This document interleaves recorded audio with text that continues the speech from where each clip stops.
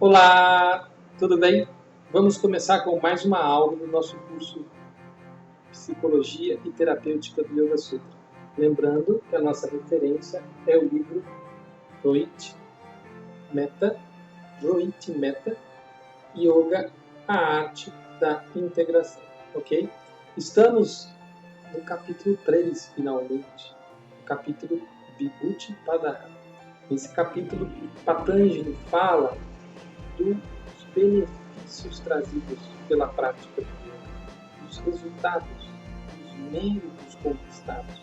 Ele apresenta aqui a palavra Vibhuti com seu significado de esplendor ou magnificência, o que significa que ao dividir o yoga em 8 etapas, e das 8 etapas ele coloca as 3 etapas finais, Dharana, Dhyana e Samadhi, no capítulo de magnificência, de esplendor das aquisições do yoga, ele mostra como este é um caminho de desabrochar.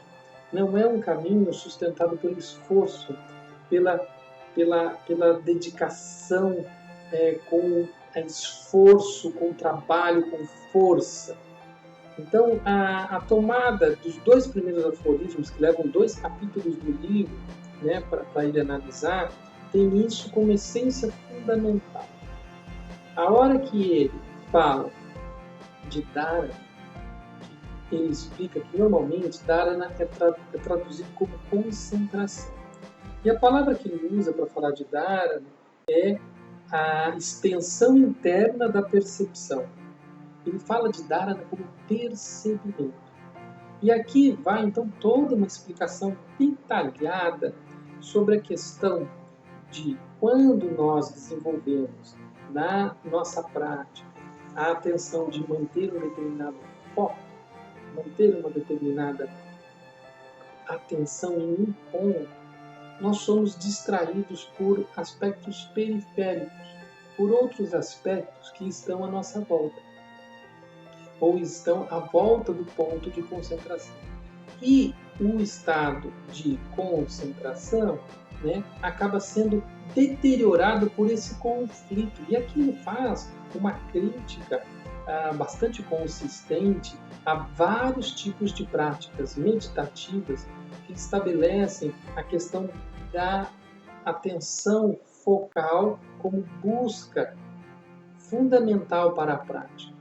E ele apresenta e nos mostra e procura provar, usando o texto do Patanjali como referência, de que isso acaba sendo, em determinado ponto, uma busca em si só e sem uma fundamentação mais significativa, sem uma razão mais explicativa. Para que o desenvolvimento de tanta tensão, né, num objetivo único de desenvolver aquela concentração? E aí, no desenrolar desse argumento, ele nos mostra que nós temos a condição focal da nossa, que nem um olho, que ele percebe um determinado ponto, mas ao mesmo tempo nós temos a visão periférica. E quando nós tentamos restringir o nosso olhar demasiadamente em um determinado ponto, isso cria uma determinada tensão excessiva, né? Quando a gente quer olhar minuciosamente para um determinado ponto. Ao mesmo tempo, se a gente afasta o nosso olhar, nós perdemos a capacidade de foco. Aí ele apresenta isso, trazendo para o sentido psicológico da explicação, como a mente difusa, a mente distraída, que é, na verdade, o que causa a maior dificuldade, o maior problema ao praticante. A mente distraída que segue de um pensamento para outro sem a capacidade de conter-se. Ele então apresenta Dharana como essa condição onde estabelecemos uma relação com o foco e com o entorno do foco, as distrações. Então, ao estabelecer um objeto mental de meditação, eu estabeleço uma relação relaxada entre o ponto de foco e as distrações que surgem. Eu crio uma forma de me manter nesse estado de observação a ponto de diminuir as tensões que existem entre meu ponto de foco e as distrações. A ideia é que eu possa observar, familiarizar com o meu ponto de foco e as distrações.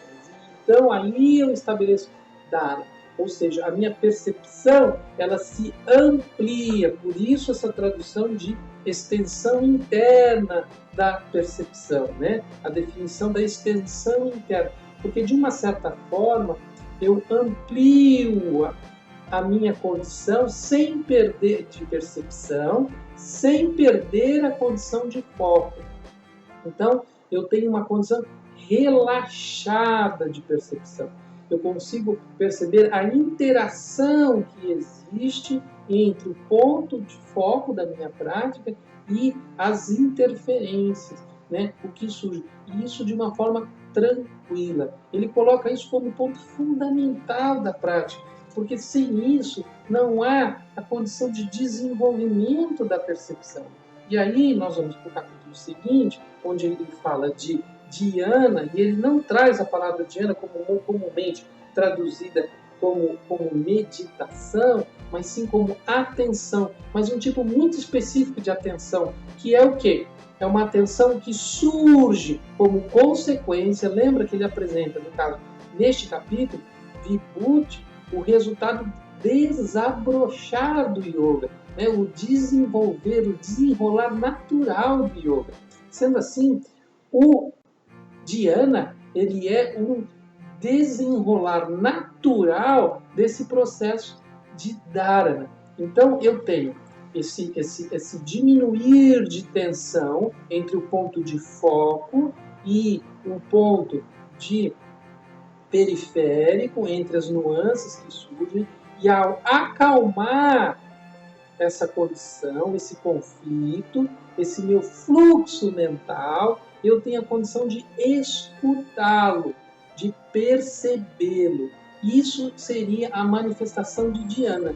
Então ele coloca muito a condição de em dharana eu consigo acalmar o ritmo dos sons e em dhyana eu consigo escutar. Eu paro para escutar a mente. Nesse momento eu consigo escutar. Sem as condições, sem dharana, sem dhyana, o burburinho intenso mal permite escuta. Então, dhyana passa a ser a minha prática de escutar os meus processos mentais. E o belo da explicação é que ao escutar a mente, ela se esvazia. Então não é que eu tenho que esvaziar a mente, mas a mente esvazia-se por si. E ela esvazia-se quando você coloca o seu conteúdo à escuta, quando esse conteúdo é escutado. Então, quando eu pratico dhyana, eu escuto a minha mente, escuto os seus fluxos, esse navegar, esse caminhar da mente entre o ponto focal e o periférico e as distrações. E aí, quando eu faço essa escuta, a mente se sente escutada e aí ela se esvazia, se acalma, se silencia, realizando o dhyana.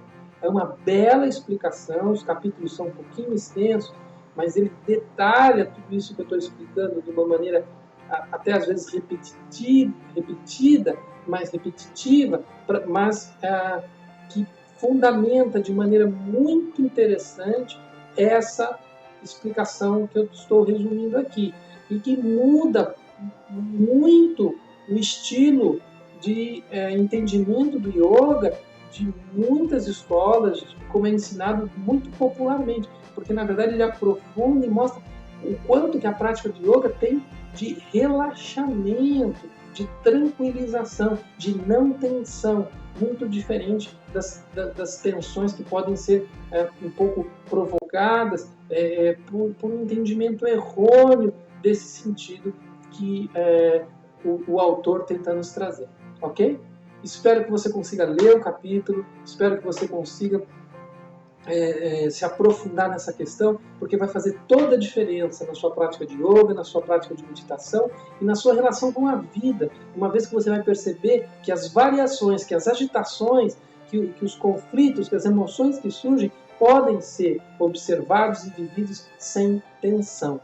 Então, fica aqui uma aula importante e espero a gente se encontrar na nossa próxima aula, ok? Um grande abraço e lembra, mente e vida em excelência.